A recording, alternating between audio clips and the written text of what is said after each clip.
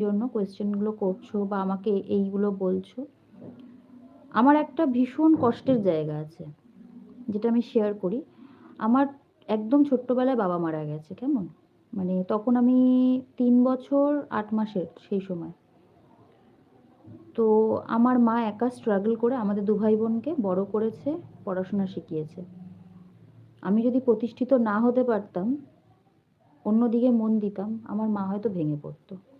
তো আমি সত্যি বলছি, আমি অন্যদিকে মাথা না দিয়ে আমি প্রতিষ্ঠিত হওয়ার চেষ্টা করেছি।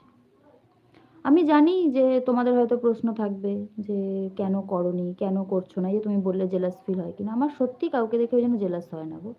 আমার মাথার উপর আমার বটগাছটা নেই।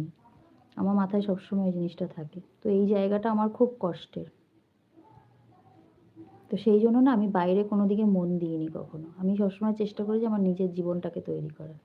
যাই হোক, এগুলো বললে খুব কষ্ট হয়।